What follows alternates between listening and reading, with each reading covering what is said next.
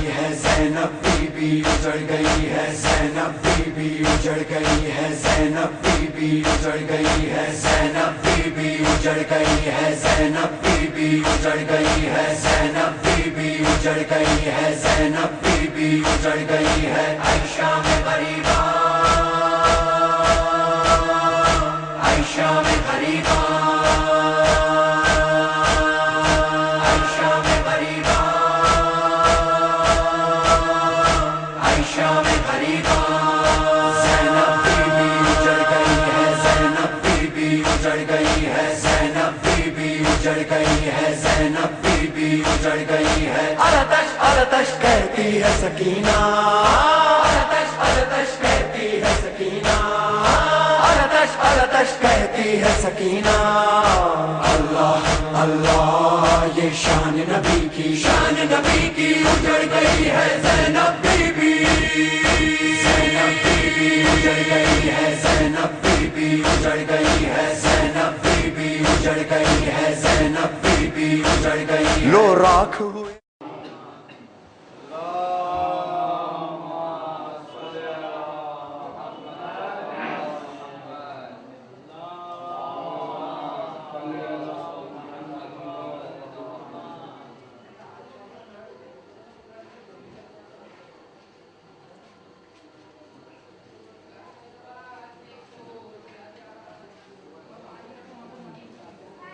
نعرہ صلوات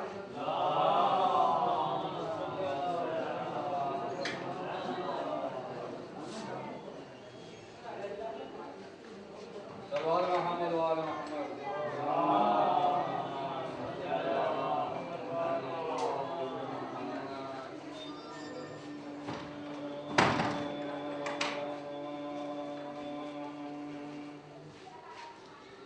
سلام کہتے تھے ظالم رلاؤ زینب کو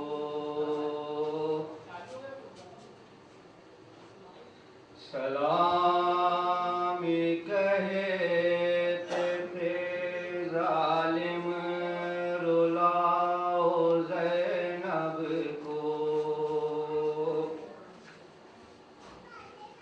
کہ ذبح شہ کو کرو اور دکھاؤ زینب کو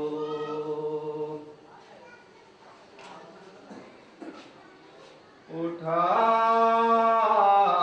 ہے رات کو تابوت اس کی اماں کا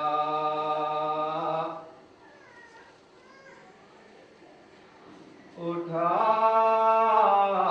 ہے رات کو تابوت اس کی اماں کا جہاں میں دن کو کھلے سر پھراؤ زینب کو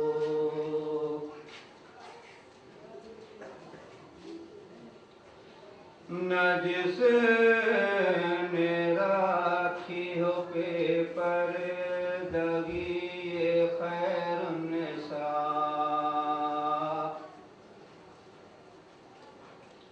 نہ جس نے رکھی ہو بے پر دگی خیر النساء تم سے کو باسر عریا دکھاؤ زینب کو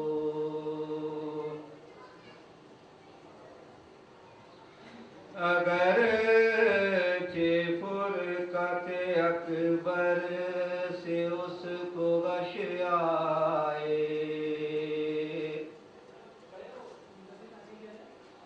اگر فرقت اکبر سے اس کو غش آئے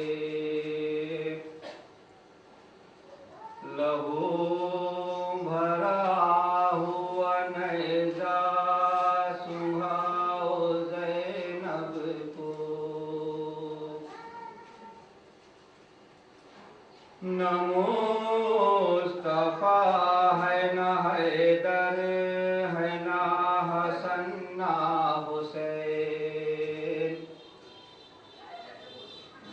نہ مصطفیٰ ہے نہ حیدر ہے نہ حسن نہ حسین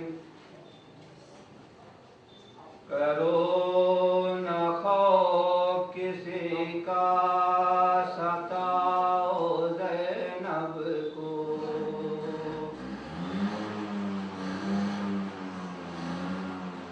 سلامی کہتے تھے ظالم رلاؤ زینب کو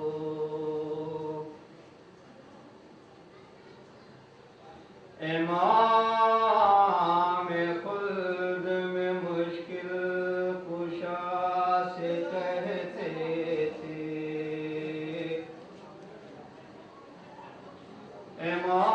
امام خلد میں مشکل کشا سے کہتے تھے کہ قید ظلم سے بابا چھڑاؤ زینب کو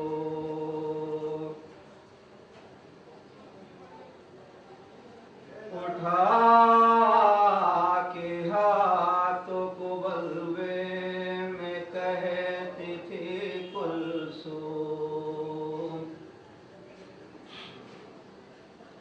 اٹھا کے ہاتھوں کو بلوے میں کہتی تھی کلثوم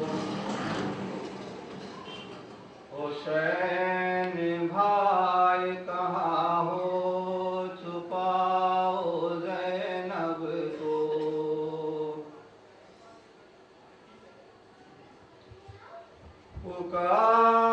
پکارتی تھی لاشیں حسین مقتل میں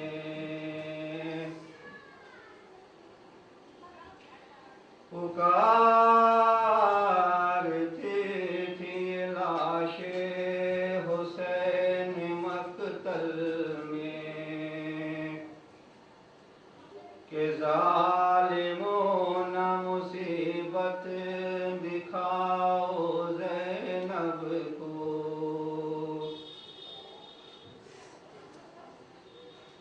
اگر مجھے نہیں دیتے ہو تم کفن تو نہ دو اگر مجھے نہیں دیتے ہو تم کفن تو نہ دو یہ کوئی کون سی چادر اڑاؤ زینب کو سلامی کہتے تھے ظالم رلاؤ زینب کو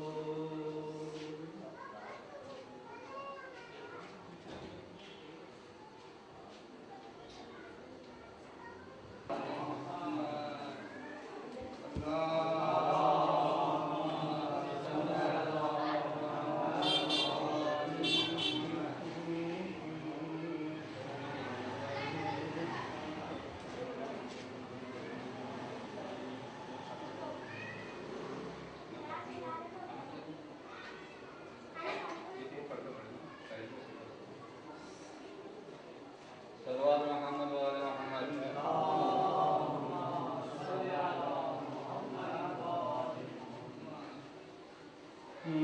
معصوم کے تابوت کو آہستہ دکاندار پہلو ہے شکستان پہلو ہے شکستان معصوم کے تابوت کو آہستہ دکاندار پہلو ہے شکستان پہلو ہے شکستان اس جسم مطہر کو نہ پہنچے کہیں صدمہ پہلو ہے شکستان پہلو ہے شکستان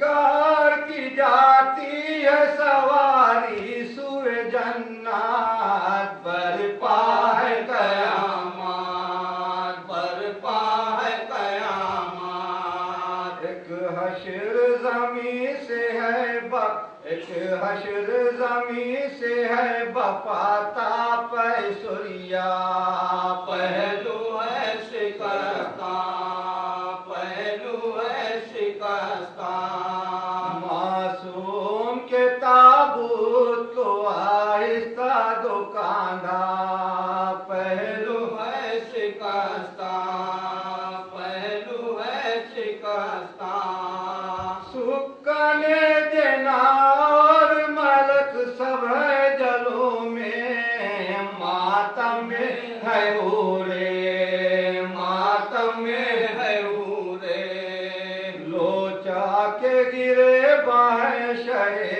यसरा वो पतहा पहलू है शिकस्ता पहलू है शिकस्ता मासूम के ताबूत को आहिस्ता दुकानदा पहलू है शिकस्ता पहलू है शिकस्ता मातम है बपा और बनी हाशिम का मजमा कोहराम है बरपा कोहराम है बरपा सैदानियों के बैन से टुकड़े है कलेजा पहलू है शिकस्ता पहलू है शिकस्ता मासूम के ताबूत को आहिस्ता दुकानदा पहलू है शिकस्ता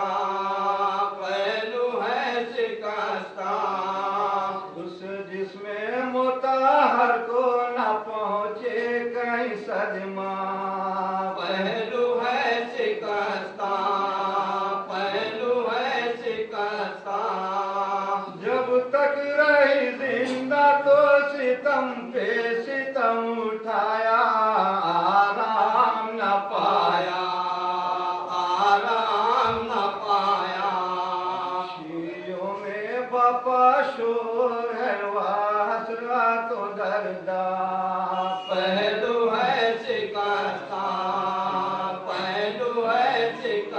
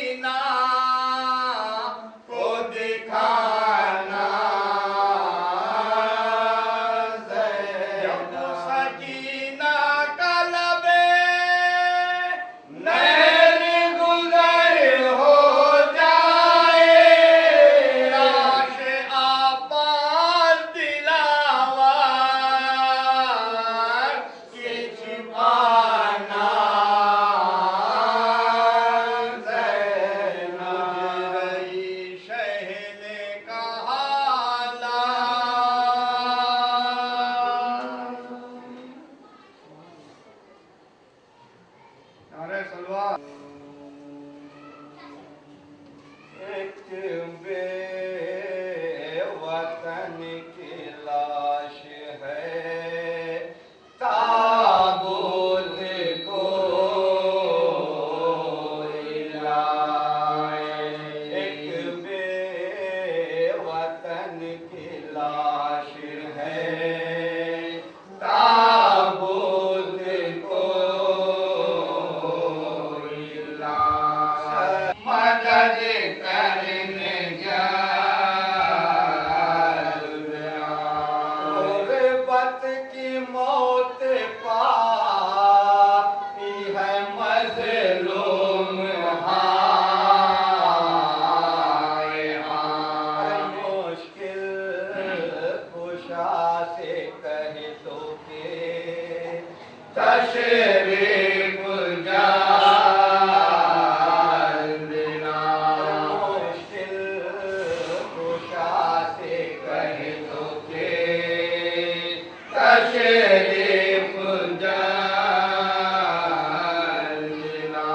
ہوتا ہے مشکلوں میں مدد کرنے آئیے غربت میں اپنی بیٹی کی غربت میں اپنی بیٹی کی میت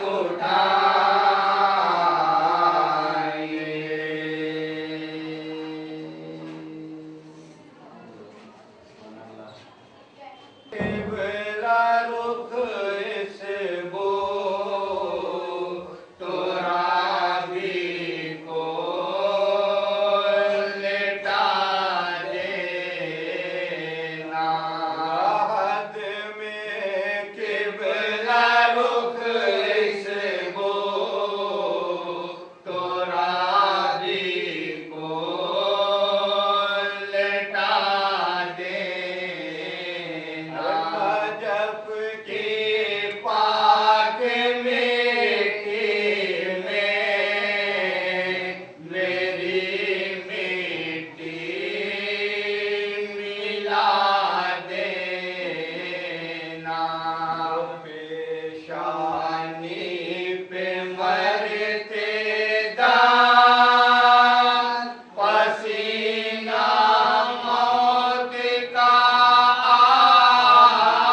آئے میرے مولا تم کر اپنے دامن کی ہوا دینا عہد میں قبلہ رخ اس بو ترابی کو لٹا دینا جانے چلے احباب میرا جب پسے مزدار اے راکب دوش نبی کا نام لگا دینا عہد میں قبلہ رخ اس بو ترابی کو لٹا دینا محمد مصطفیٰ کر میری تلقین پڑھ دینا محمد مصطفیٰ کر میری تلقین پڑھ دینا درخواست ہے تم سے درخواست ہے تم سے میرا شانہ ہلا دینا ہے کب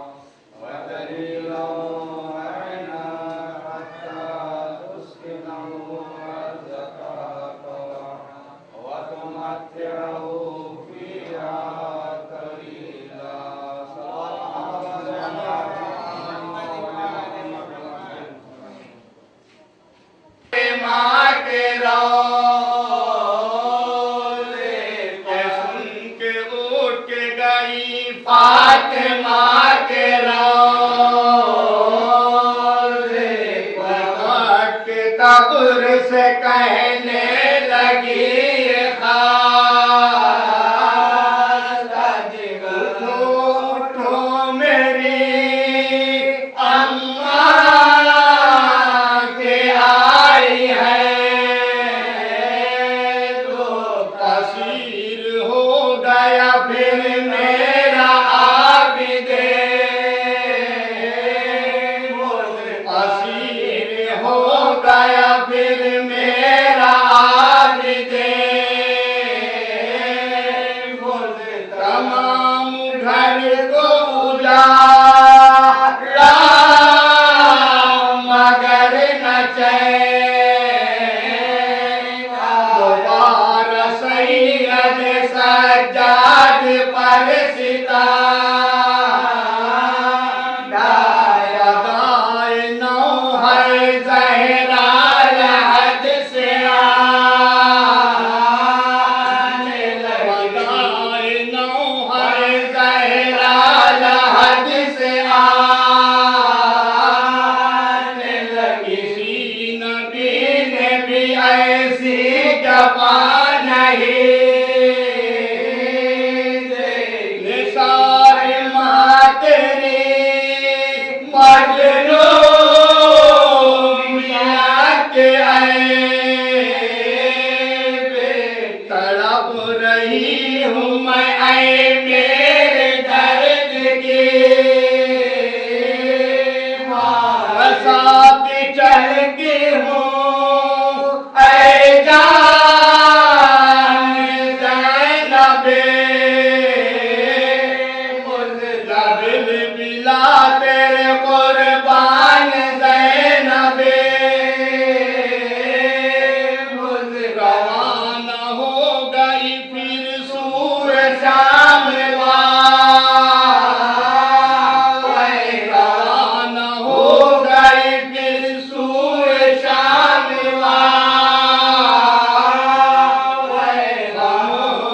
रोते थे चौथे इमाम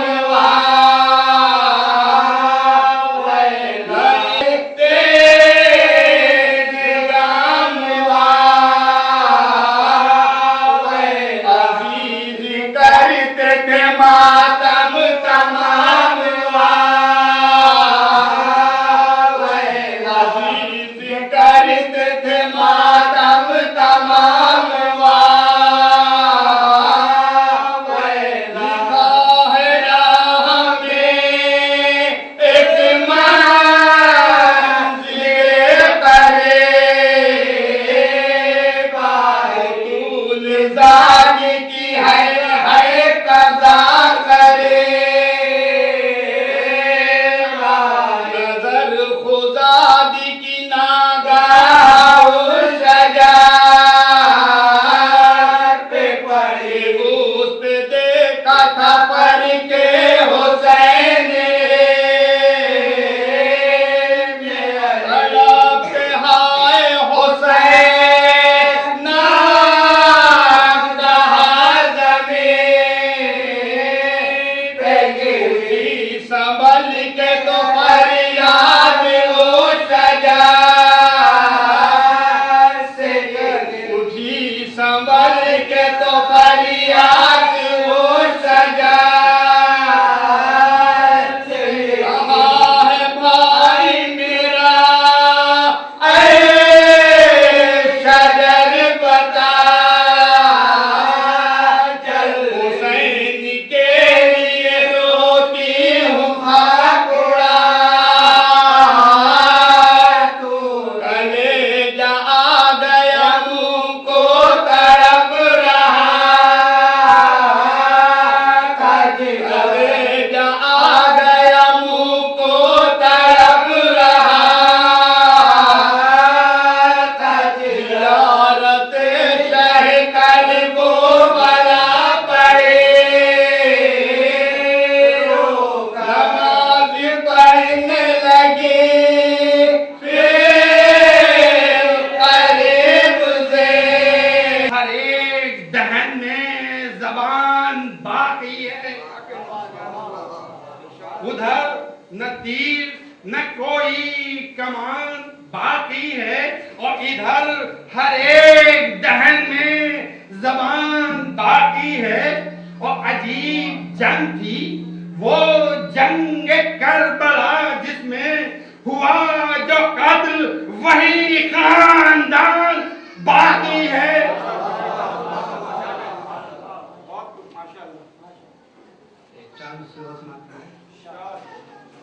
کہ سوال کرتی ہے دنیا، سوال کرتی ہے دنیا کہ کیا حسین کا ہے، سوال کرتی ہے دنیا کہ کیا حسین کا ہے۔ ارے خدا پاک کا سب کچھ خدا حسین کا ہے، خدا پاک کا سب کچھ خدا حسین کا ہے۔ اور علی کی بیٹی کا یہ اعجاز تو دیکھے، ارے فرق محل یزید کا فرش ادا حسین کا ہے۔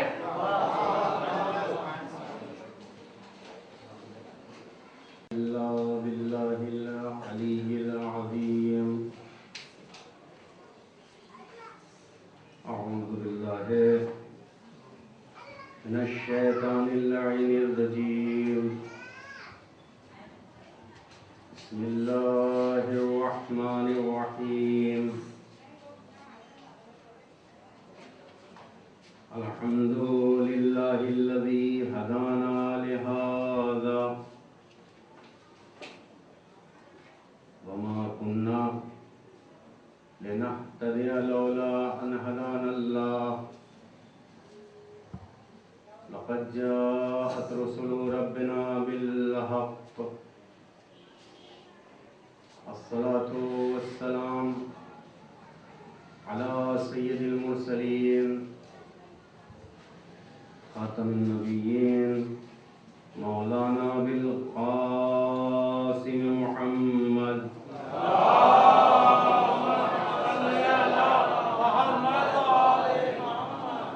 وعلى آله الطيبين الطاهرين المعصومين، ولعنة الله على أعدائهم أجمعين من يومنا هذا إلى قيام يوم الدين، أما بعد، وقد قالت زینب سلام اللہ علیہا ما رأیت الا جمیلا صلوات محمد۔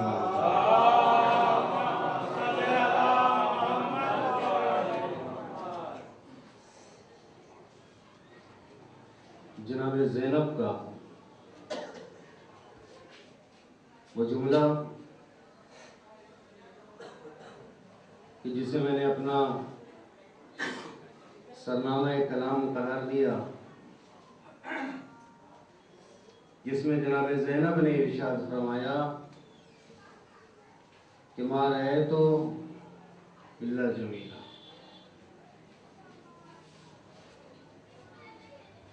اس سے قبل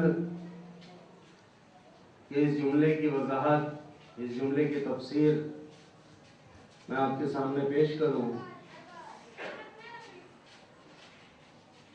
ہم اپنی بات کا آغاز یہاں سے کرتے ہیں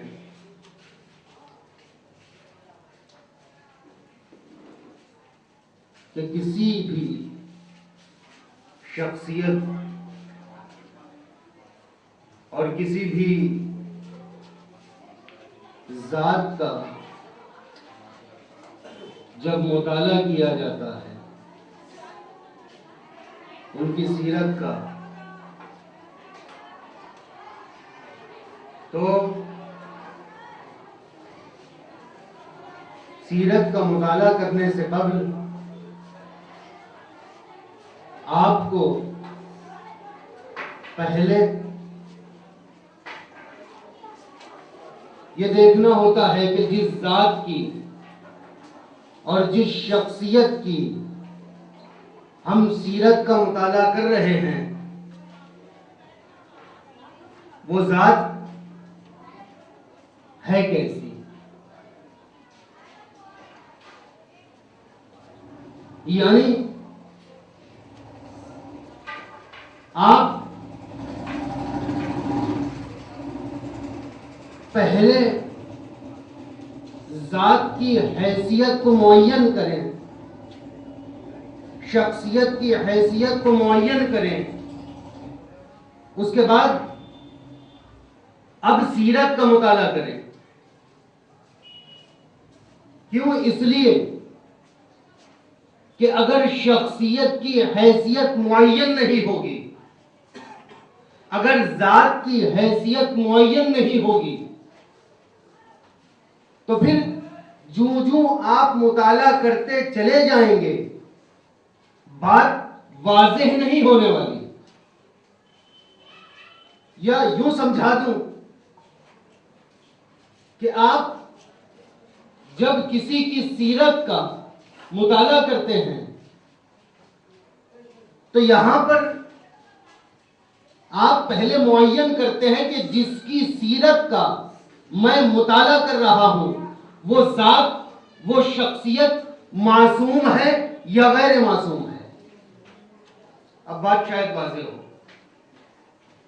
کہ جس کی سیرت کا میں مطالعہ کر رہا ہوں، جس کی ذات کا میں مطالعہ کر رہا ہوں، وہ ذات معصوم ہے یا غیر معصوم ہے۔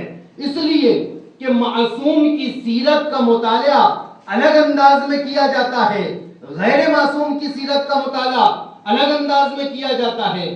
معصوم کی سیرت کا جب مطالعہ کیا جاتا ہے تو اس کے اقوال کو، اس کے افعال کو رضائے پروردگار کے سانچے میں دیکھا جاتا ہے۔ یعنی اگر اس نے کچھ کہا ہے تو اس کا مطلب یہ ہے کہ اس کے کچھ کہنے میں رضائے پروردگار پوشیدہ ہے۔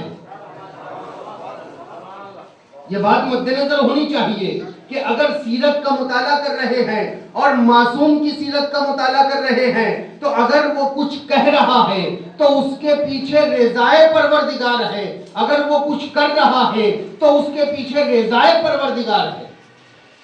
مگر اگر اسی مطالعے کو بدل دیا جائے، اب ذات معصوم نہیں ہے، اب شخصیت معصوم نہیں ہے، اب آپ مطالعہ کر رہے ہیں، اب اس نے کچھ کہا، اس نے کچھ کیا، تو اب اس کے کہنے میں یا اس کے کرنے میں رضائے پروردگار آپ تلاش نہیں کریں گے، ہے نا؟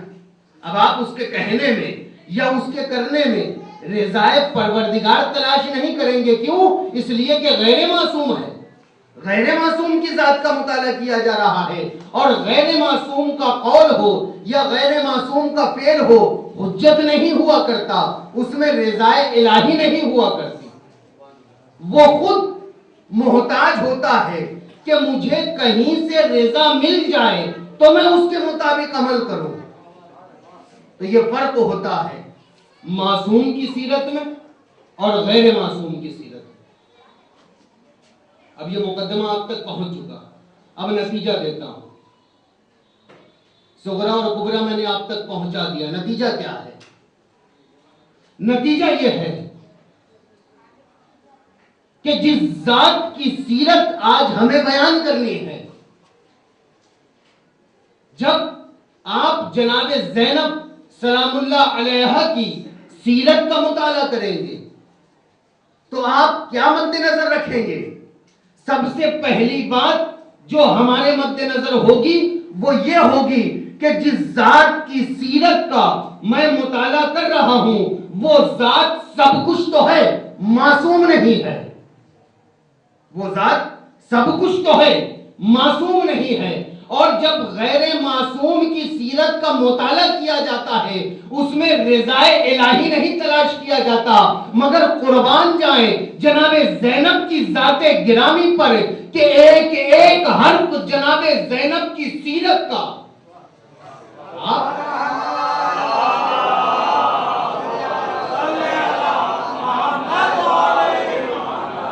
ایک ایک حرف جناب زینب کی سیرت کا ایسا ہے کہ ایک ایک حرف سے، ایک ایک قول سے، ایک ایک فعل سے اگر کچھ ملتا ہے تو سوائے رضائے الہی کے اور کچھ نہیں ملتا۔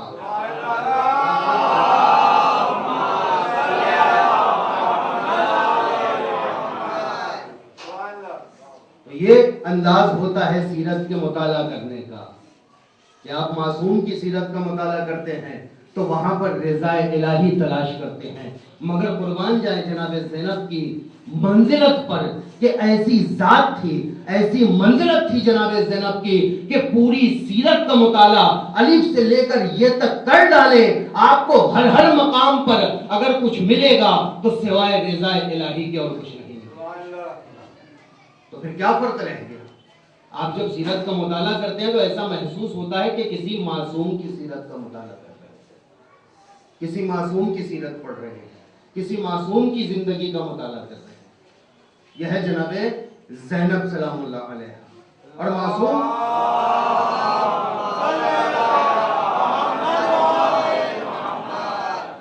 معصوم کہتے کسے ہیں؟ میں نے عصمت کی بات کی کہ معصوم کی زندگی کا مطالعہ اور غیر معصوم کی زندگی کا مطالعہ, تو معصوم بتا دوں کہ معصوم کہا کسے جاتا ہے. کہتے ہیں کہ عصمت ایک ایسی منزلت ہے, ایک ایسی فضیلت ہے کہ جسے پروردگار عالم اپنے خاص بندوں کو عطا کرتا ہے. تو یہ عصمت موہبتی ہو گئی, عصمت عطائی ہو گئی, عصمت عطا کی ہوئی فضیلت ہو گئی. اب اگر عصمت عطا کی ہوئی ہے, عصمت موہبتی ہے, تو پھر اس میں معصوم کا کمال کہاں گیا؟ معصوم کا کمال کہاں ہے؟ بھائی عطا تو پروردگار نے کر دیا, اگر آپ کو عطا کرتا تو آپ معصوم ہوتے, انہیں عطا کرتا تو یہ معصوم ہوتے, مجھے عطا کرتا تو میں معصوم ہوتا. اس میں میرا کمال کہاں ہے؟ آپ کا کمال کہاں ہے؟ معصوم کا کمال کہاں سے آپ تلاش کریں گے؟ بھائی آپ زمانے کو بتاتے ہیں کہ ہمارے 14 معصوم ہیں, ان سے کبھی خطا نہیں ہوئی, تو سامنے والا مفسر, سامنے والا محدث, سامنے والا عالم یہ کہتا ہے کہ کون سا کمال تھا؟ بھائی خدا نے عطا کر دیا, انہیں مل گیا, ان کا کمال کیا تھا؟ اگر ہمیں عطا کرتا تو ہم بھی معصوم کہلاتے. نہیں عزیزان گرامی, آپ عصمت کو اس پیرائے میں نہ دیکھیں. عصمت یعنی یہ نہیں ہوتا. معصوم یعنی کیا؟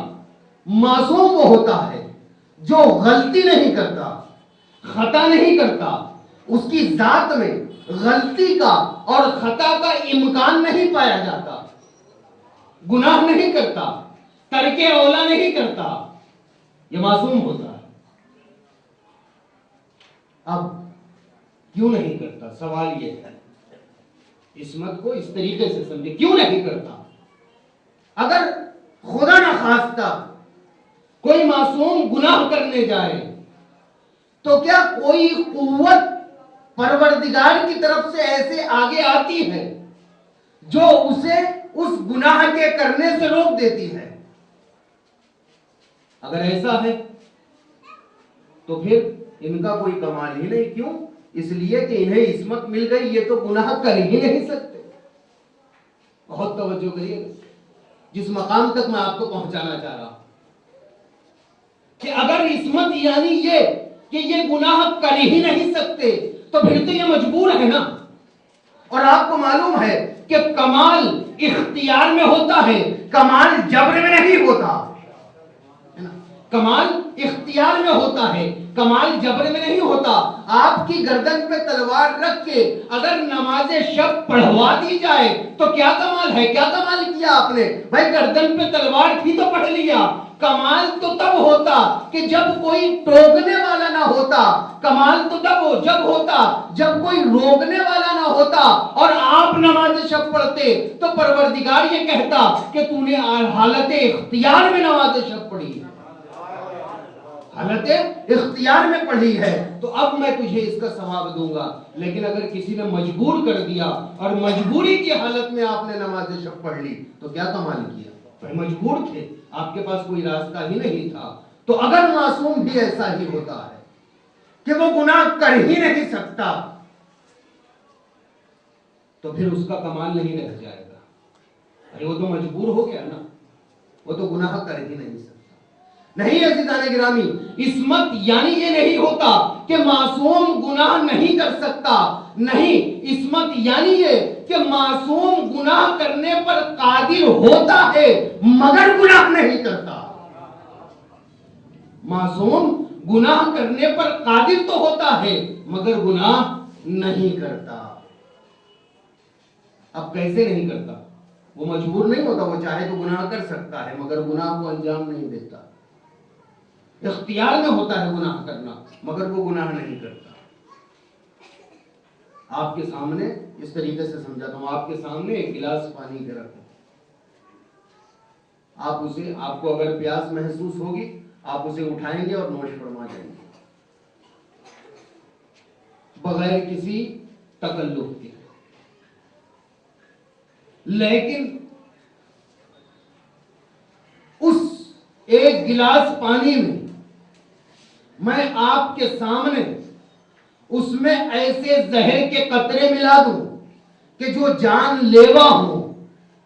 اب آپ شدید پیاس کے عالم میں ہیں، آپ کا دل چاہ رہا ہے کہ میں پانی پیوں، آپ کو پیاس لگی ہے، میں کہتا ہوں کہ نوش فرمائیے، آپ نہیں پیتے، میں کہتا ہوں نوش فرمائیے، آپ نہیں پیتے، میں آپ پہ جبر کرتا ہوں، آپ نہیں پیتے، میں آپ پہ زبردستی کرتا ہوں، آپ نہیں پیتے، میں آپ کو بہکاتا ہوں، آپ نہیں پیتے، میں آپ کو لالچ دیتا ہوں، آپ نہیں پیتے، کیوں نہیں پی رہے؟ بھائی لالچ اثر نہیں کرے گی، دھمکی اثر نہیں کرے گی، اور دوسری خواہشات اثر نہیں کرے گی، پیاس کا غلبہ اثر نہیں کرے گا۔ کیوں؟ اس لیے کہ نظروں کے سامنے ہے کہ اگر پیوں گا تو مر جاؤں گا، اگر پیوں گا تو مر جاؤں گا، میرے سامنے اس میں زہر کی بوندیں ملائی گئی ہیں، تو اب لاکھ کوئی کہے، لالچ دے، دھمکی دے، پیاس کا غلبہ ہو، آپ نہیں پینے والے۔ کیوں؟ اس لیے کہ نتائج سے آگاہ ہے۔ توجہ کریے گا، کیوں؟ اس لیے کہ نتائج سے آگاہ ہے، آپ کو معلوم ہے کہ پینے کے بعد نتیجہ کیا نکلنے والا ہے، نتیجہ آپ کی آنکھوں کے سامنے ہے، آپ دیکھ رہے ہیں نتیجے کو۔ بس ایسے ہی معصوم ہوتا ہے، وہ گناہ نہیں کرتا۔ کیوں نہیں کرتا؟ اس لیے کہ گناہ اس کے سامنے زہر ملا ہوا پانی ہے، اسے معلوم ہے کہ اگر کروں گا تو نتیجہ کیا نکلنے والا ہے، تمام چیزیں آنکھوں کے سامنے ہیں، جنت دیکھ رہا ہے، جہنم دیکھ رہا ہے، عذاب دیکھ رہا ہے، محشر دیکھ رہا ہے، اور جب کسی کے سامنے نتیجہ ہوتا ہے تو وہ اقدام نہیں کرتا۔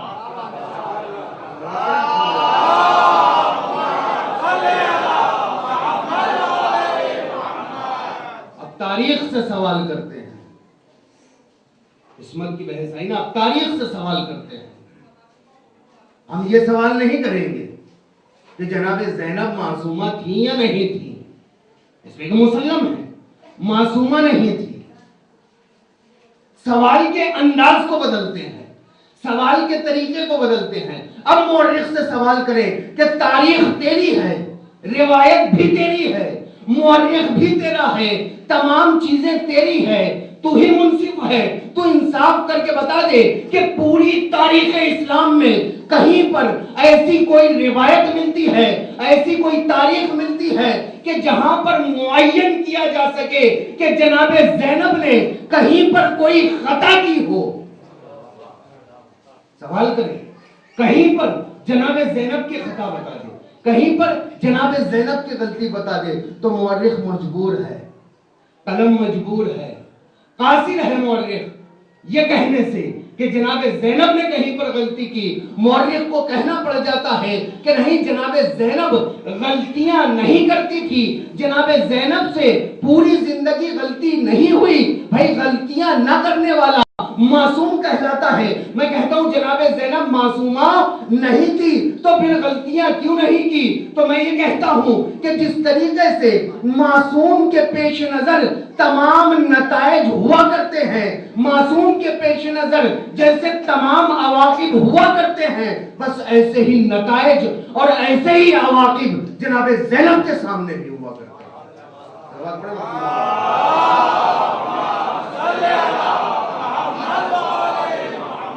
جیسے جیسے آپ زہر کو جان بوجھ کر نہیں پیتے، ایسے ہی جناب زینب کے سامنے تمام چیزیں آیا تھی، وہ ہر چیز کو جانتی تھی، وہ ہر چیز کے عواقب سے آگاہ تھی، وہ ہر چیز کے نتائج سے آگاہ تھی۔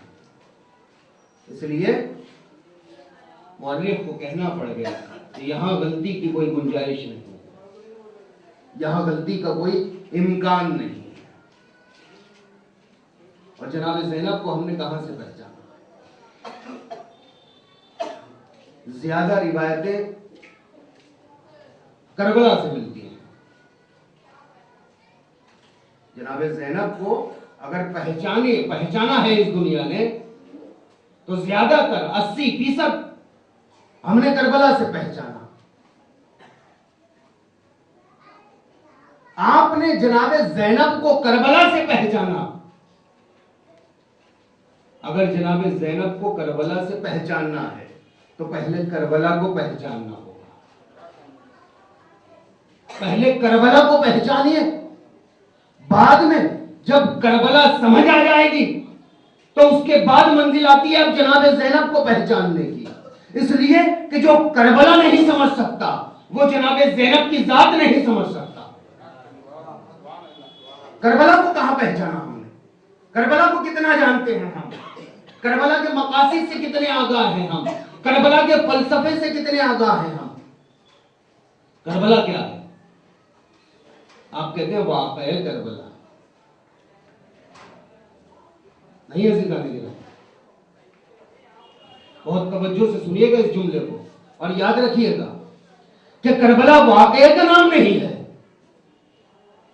کربلا حادثے کا نام نہیں ہے، کربلا کلچر کا نام ہے، کربلا تہذیب کا نام ہے، کربلا تمدن کا نام ہے، کربلا کلچر کو کہا جاتا ہے۔ کربلا جو ہے کسی واقعے کو پیش کرنے کا نام نہیں ہے، کربلا نے اس دنیا کے سامنے کلچر پیش کیا ہے، کربلا نے تمدن پیش کیا ہے، کربلا نے تہذیب پیش کی ہے۔ آپ کہتے ہیں کہ انسان کو بیدار تو ہو لینے دو، ہر قوم پکارے گی ہمارے ہیں حسین۔ کب تک انتظار کرو گے قوم کے پکارنے کا؟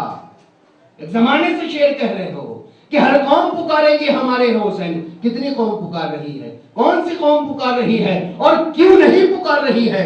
شاعر نے حق کہا ہے کہ ہر قوم پکارے گی، کیوں نہیں ہر قوم پکار رہی ہے؟ اس لیے کہ جو کربلا پہنچا رہا ہے، توجہ کریے گا، اس لیے کہ جو کربلا قوموں تک پہنچا رہا ہے اسے خود نہیں پتا کہ کربلا ہے کیا، اسے خود ہی نہیں پتا کہ کربلا کہتے کسے، اسے خود ہی نہیں پتا کہ کربلا کس چیز کا نام ہے۔ جب اسے خود نہیں پتا تو یہ دوسروں تک کیا پہنچائے گا؟ تو پہلے خود بیدار ہو جاؤ، جب تم بیدار ہو جاؤ گے تو دوسری امتوں تک جب کربلا پہنچاؤ گے تو امت خود بخود بیدار ہو جائے گی۔ بیدار، دیکھیں توجہ سے سنیے گا جملہ، بیدار ہو جانے کے بعد کربلا کو پہچان لینا یہ کربلا کا کمال نہیں ہے۔ کربلا کا کمال تو یہ ہے کہ کربلا وہ ہے جو سوتی ہوئی قوموں کو بیدار کر دیتی ہے۔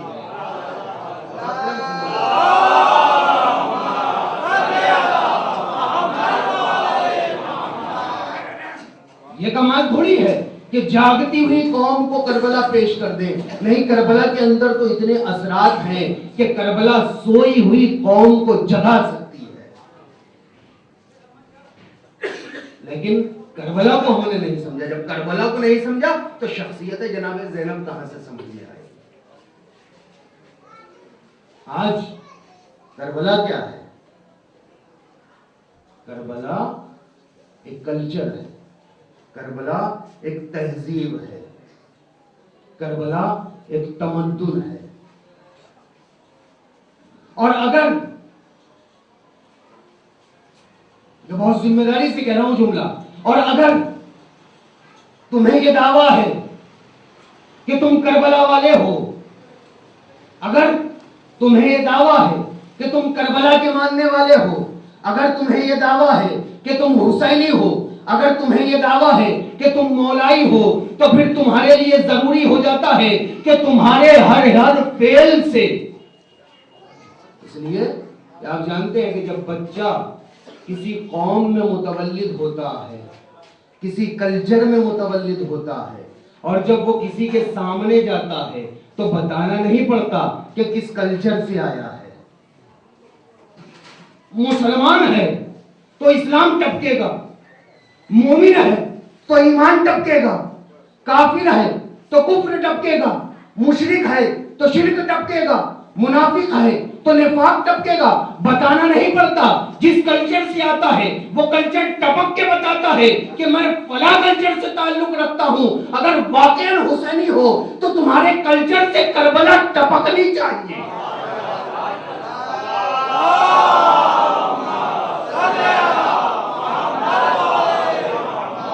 اگر مولائی ہو تو زمانے کو بتانے کی ضرورت کیا ہے کہ تم مولائی ہو. ارے تمہارا کلچر بتائے گا، تمہاری تہذیب بتائے گی، تمہارے افعال بتائیں گے، تمہارے اعمال بتائیں گے کہ تم کربلا والے ہو. اپنی زبان سے کہہ دینا اور افعال سے دوسری باتوں کا اظہار کر دینا، اسے نفاق کہا جاتا ہے. کہ زبان پر کچھ ہے، عمل میں کچھ اور ہے. اور مومن وہ ہوتا ہے کہ جس کی زبان بھی ایک ہوتی ہے، جس کا فعل بھی ایک ہوتا ہے. اگر دنیا کے سامنے چلے جاؤ تو دنیا والوں کو سوال نہ کرنا پڑے کہ کہاں سے آئے ہو، بلکہ دنیا والے بتا دیں کہ یہ کربلا والا ہے، کربلائی کلچر سے ہو کر آ رہا ہے.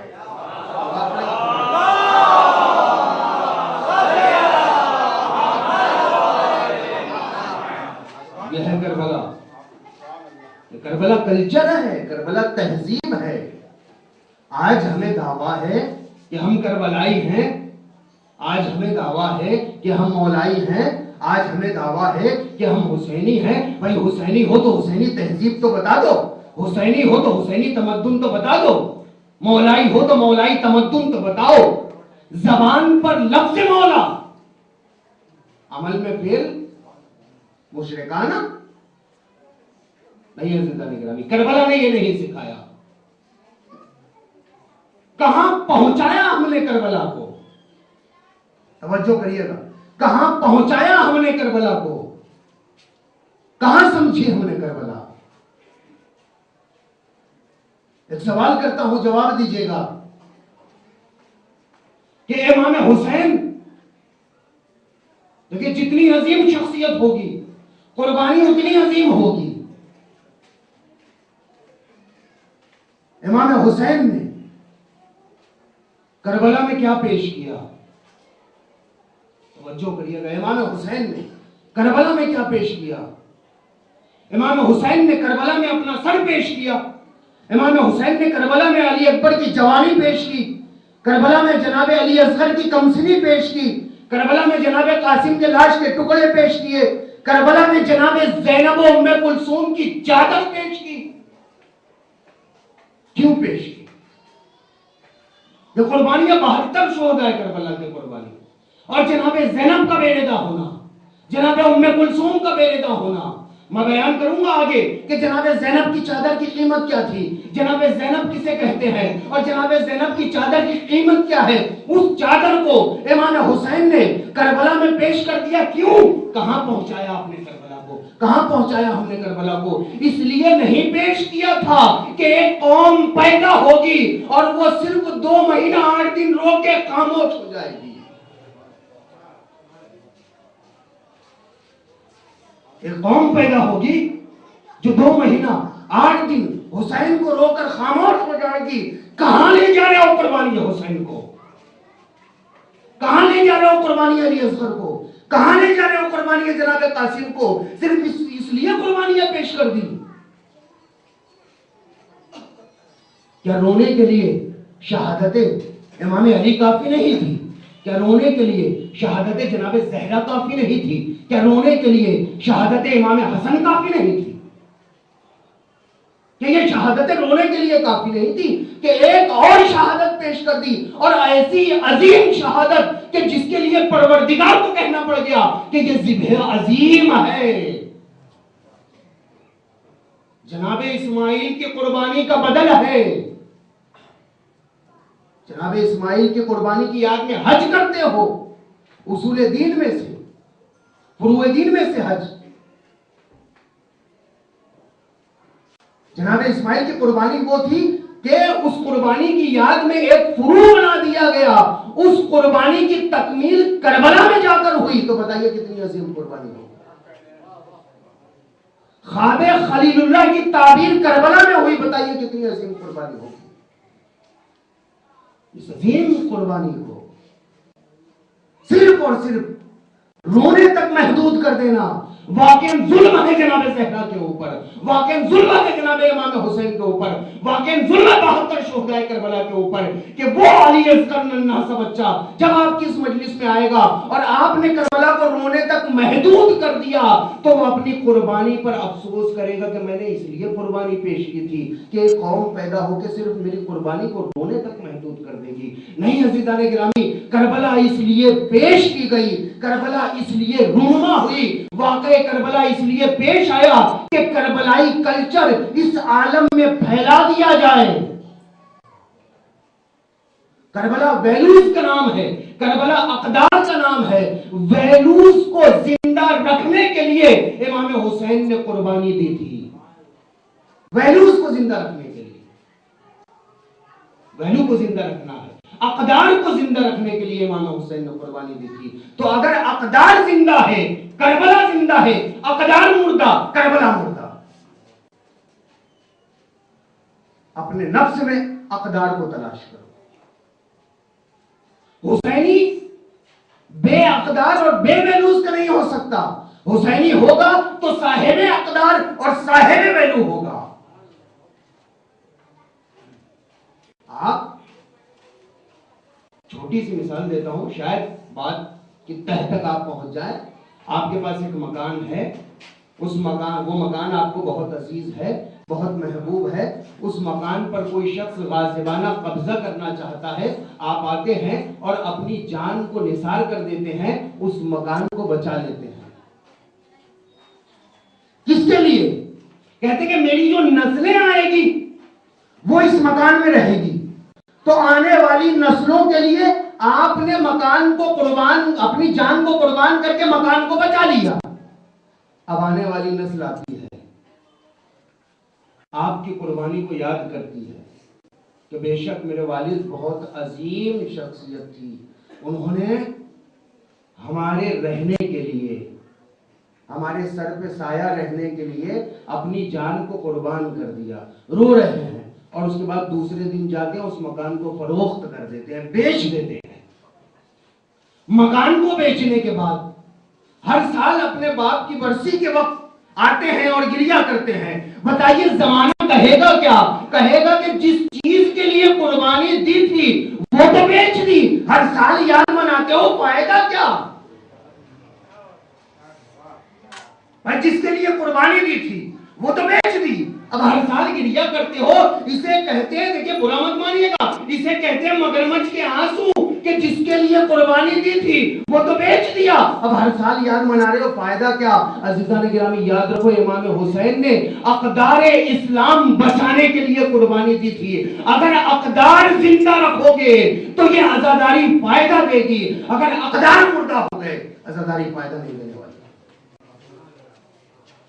اقدار کو زندہ رکھو، اور جب قدر زندہ ہوگی، ویلو زندہ ہوگی تو شخصیت جناب زینب سمجھ میں آئے گی،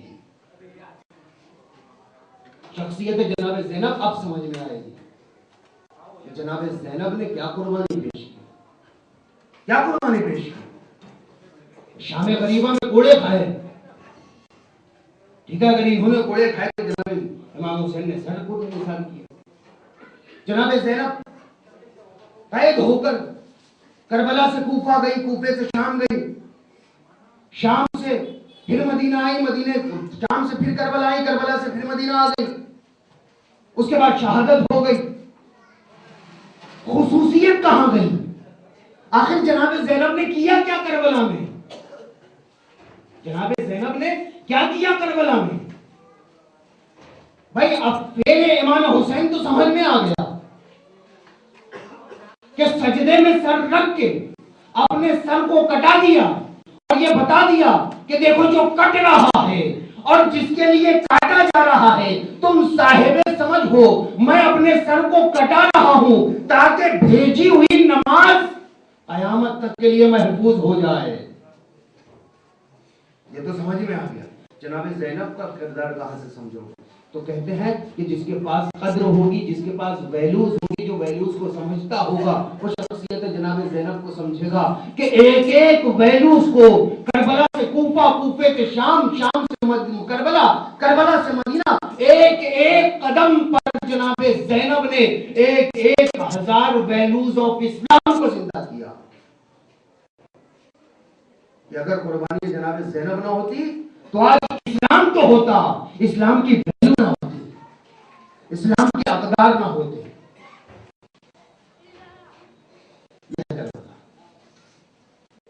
بات تھوڑی سی خشک ہو گئی،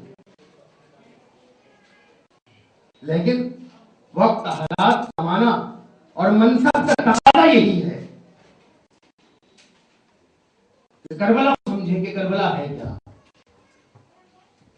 اور کربلا کو سمجھنے کے بعد اپنے کردار کو کربلائی بنا لے. آئیے آگے چلتے ہیں. یہ ہے جناب زینب. اس کے بعد جب جناب زینب متولد ہوتی ہیں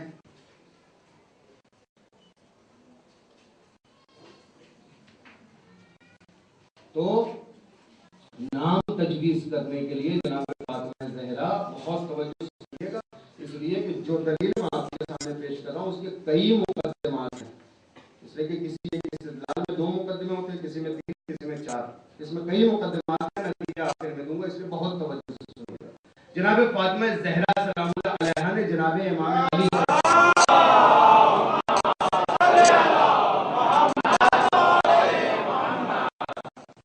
امام علی سے کہا نام کر دیجیے. امام علی نے کہا کہ رسول اکرم سفر میں گئے ہوئے، میں ان پر سفر نہیں لے جا سکتا. واقعہ آپ لوگوں کا سنا ہوا ہے، مجھے تکرار نہیں کرنی، صرف جس نتیجے تک پہنچانا ہے اس سے غور سے سنیے گا. رسول اکرم آتے ہیں، امام علی نے کہا یا رسول اللہ نام رکھ دیجیے. رسول اکرم نے کہا علی تم نے کیوں نہیں رکھا؟